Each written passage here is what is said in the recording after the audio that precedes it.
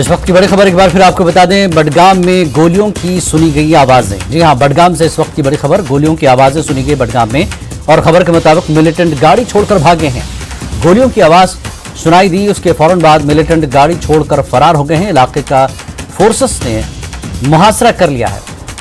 जैसे ही इलाके में तशवीश सुनाई दी, ये गोलियों की आवाज सुनाई दी, उसकी तशवीश के फौरन बाद फोर्सेस इलाके में पहुंची और फोर्सेस ने इलाके का मुहासरा कर लिया है और ये मिलिटेंट फायरिंग के बाद गाड़ी छोड़कर फरार हो गए हैं। बड़ी खबर बडगाम में, ये तस्वीरों में आप देख सकते हैं, गाड़ी की तस्वीर भी है जहां पर मिलिटेंट ने गोलीबारी की और जिसके बाद फोर्सेस इलाके में पहुंचते ही ये गाड़ी छोड़कर फरार हो गए। बडगाम से बड़ी खबर इस वक्त की आपको बता दें कि गोलियों की आवाज सुनी गई बडगाम इलाके में और मिलिटेंट गाड़ी छोड़कर फरार हो गए हैं और सिक्योरिटी फोर्सेस इस वक्त इलाके का मुहासरा कर तलाशी कार्रवाई जारी रखे हुए हैं।